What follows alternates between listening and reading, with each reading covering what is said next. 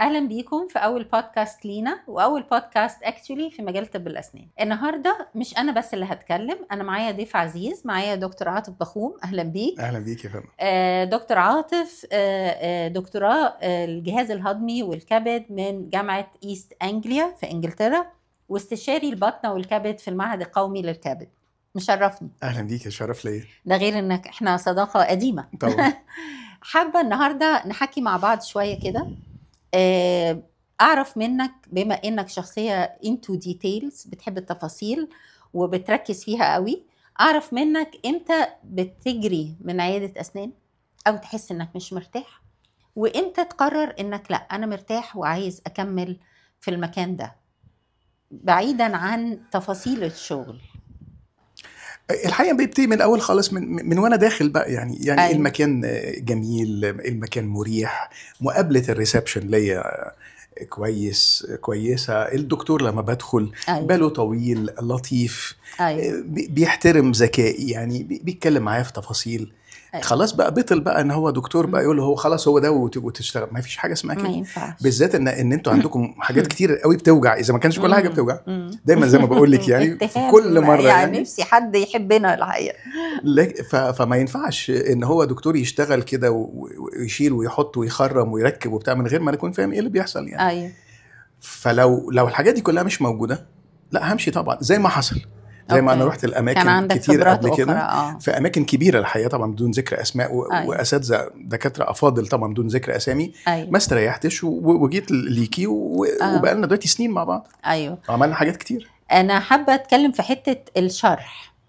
الشرح سلاح ذو حدين، والانترنت اكتشولي بقت سلاح ذو حدين. الناس بتدخل على الانترنت وتيجي تناقش الدكتور انتو فاين ديتيلز، وتبتدي تبقى انت مش عارف، يعني انت مش عارف تشرح كل حاجه. في حاله وجود طبيب قدامك بتشرح وهو بيتفهم حاجات، لان طبعا في حاجات الناس ما بتفهمهاش قوي مننا. اكيد بتواجه الموضوع ده برضو في البروفيشنسي بتاعتك.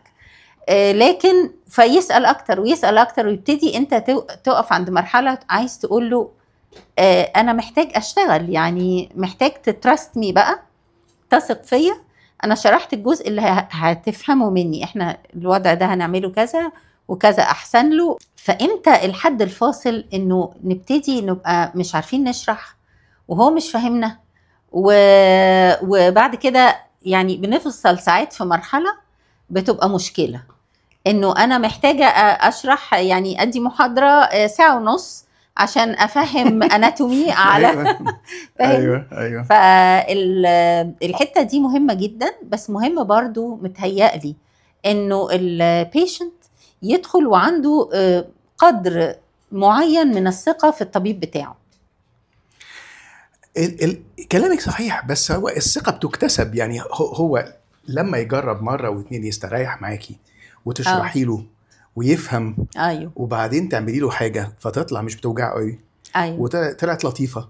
هيثق فيكي أكتر، فالمرة الجاية هتبقى مناقشته أقل، هتبقى أسهل، مش هيقاوح، مش هيتفلسف طبعا. أيوه. في أي حاجة دلوقتي الناس بقت مثقفة وبقت تدخل على النت. الناس الحقيقة مثقفة جدا وبقت بتتكلم سواء بصح أو لا.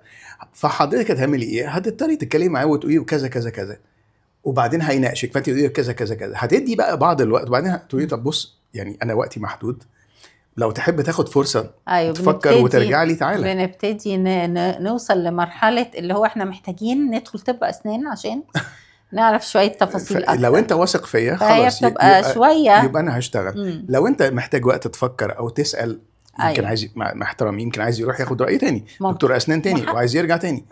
اوكي، مش هتجبريه، ولا ده اللي بخيره، بقول له بص على حسب معرفتي وخبرتي انا بقول كذا. لكن لو انت ليك راي تاني او تحب تاخد راي زميل اخر، اهلا بيك طبعا. اهلا بيك بالظبط.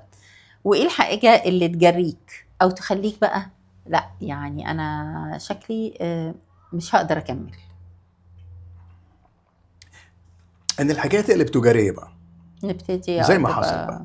يعني مثلا انا اسف ان انا اقول، وده بيحصل في اي مجال، في اي بروفيشن، يفتح شغل ملوش لازمه ايوه يكبر الشغل زياده عن اللزوم وهو ممكن يتعمل اقل، يتلم في الموضوع، يتلم اكتر. يغلي قوي الاسعار بدون مبالغه. طبعا احنا كلنا عايشين في تضخم، فمفهوم ان الدنيا بتغلى يعني. أيوة. لكن بقدر معين يعني. أيوة. بالذات ان انا كمان في المجال، انا مش دكتور اسنان، لكن انا في المجال فاقدر احس يعني الحاجه دي فيها مغالاه قوي قوي ولا احنا في المعقول، ولا احنا في المعقول. زي ما جريت من اماكن قبل كده يعني. ايوه انا وغيري الحقيقه. ايوه حسيت انك مش مرتاح. مثلا يطلب مثلا اشعاعات مثلا مش مطلوبه. يطلب مثلا مقطعيات مش مطلوبه. ايوه لمجرد بس ان هو بيشغل مراكز، او انت عارفه بيتعامل مثلا مع حته بحاجه معينه او كده. بص، هي مجالنا وكل المجالات طبعا الحقيقه فيها الايشيو ده. كنت حابه بقى اعرف منك، بما انك خواف وخدت وقت طويل عشان تاخد قرار تعمل فيه بيج جوب، كانت مخاوفك ايه والواقع لقيته ايه؟ مثالي انا زي كل الناس، انا بخاف من الوجع. ايوه. من ساعه ما بدخل عيادتك واسمع زز بره، ايوه بعرف ان اللي جوه ده بيتعذب يعني. من اول البتاعه دي القرنفل اللي انتوا بتحطوه عشان تديني حقنه البنج. طب ما اول شكل ما فيهاش بنج. طيب نعمل ايه تاني؟ لا الحقيقه دي تجربه شنيعه، مش عارف الواحد يعمل فيها ايه. وكل مره اصلا بتتكرر، وبعدين يا سلام بقى يمين وشمال وكده. فلا الحقيقه دي لوحدها سخيفه يعني. انتوا ما بتحسوش طبعا بيها. انا عارف انت بتحاولي تبقي جنتل على قدر الامكان، بس هي الحقيقه وبيفرق قوي بقى درجه. بس انت بالظبط درجه تحملك للالم برضو تعباك. هي دي ما فيهاش بقى عشان راجل وست، لا ولا طفل ولا كبير، دي خلقه ربنا ان في حد درجه احتماله للالم عاليه او وات يعني. بالظبط. بخاف كمان من ايه؟ من الوقت، لان انتوا ما فيش حاجه بتخلص مره واحده. ما هي كل حاجه بقى دلوقتي وخد ميعاد، وبعدين حاجه مؤقته، وبعدين خد ميعاد، وارجع لي كتير قوي. ببقى يا مسافر يا اما مشغول، الوقت مش معاك. الوقت طبعا. وبعدين في الاخر بقى اصل هنا الغلطه بفوره. هنا الاسنان دي سليمه ودي اساسيه. اتخلعت هيتركب حاجه بدأ خلاص انا فقدت السنه دي او الضرس ده. طب افرض اللي اتعمل ده مش اللي في دماغي، مش نفس الشكل او اللون. افرض وقع يا ما بيحصل تركيبات. انا غلطه مني اتكيت قوي عليها. هي ما مسكتش كويس يعني. مش مثلا عمليه مثلا واحد عنده فتاء خلاص لم الفتاء وركب شبكه وخلصت يعني. مثلا يعني. او مثلا واحد محتاج منظار، عملنا له منظار شفنا بتاعه وخلاص. الناس بقت تستسهل العمليات الجراحيه اكتر من شغل الاسنان. طب اهو اديكي بتقولي بقت تستسهل الموضوع ده. فعشان كده. وبعدين اسنان عشان في الوش اصلا يعني بيبقى مخاوف وبعدين مع احترامي حاجتكم غاليه. لان اي حاجه يعني ما اكذبش عليك، الدنيا كلها غليت. فكل المستلزمات الطبيه غليت وغيرها. لكن في مجال طب الاسنان المستلزمات غاليه بزياده يعني. ده حقيقي. بالذات لو حاجات تجميليه بقى. ايوه. فكمان هصرف كل ده والعطله والوجع، وبعدين اوقات يطلع مش اللي انا عايزه وارجع واصلحه وبتاع. فقصه يعني. طيب ولما عملتها كانت ايه اكتر حاجه حسيت انه انا كنت مضخم الموضوع بس لقيته اسلس من كده شويه؟ الحقيقه مش مجامله ليكي يعني. الحقيقه بالامانه طلع الموضوع اخد وقت اقل مما انا كنت متخيل. مفيش وجع زي ما كنت متخيل. الحقيقه ما اضطريتش ان انا اخد مسكنات غير يمكن مره. وكان بنادول حاجه خفيفه يعني. طب ده معقول قوي. وطلع الشكل يعني مش زاعق قوي، مش يعني مش ملفت جدا للنظر. طلع طبيعي جدا. نفس انت كنت طالب كده. كنت طالب انه ما يكونش حاجه نفس الشكل، نفس شكل اسناني يعني. ونفس اللون، بس هو اللي بقى لطيف يعني. حسن. طب الحمد لله. فكانت تجربه ايجابيه او جداً. بمعنى اصح انا الحقيقه من الحاجات اللي بهتم بيها قوي موضوع الوقت. الناس فعلا بقت مشغوله، حتى الانتظار في العياده بنحاول على قد ما نقدر نلتزم بمواعيدنا، لانه فعلا الوقت بقى فاكتور.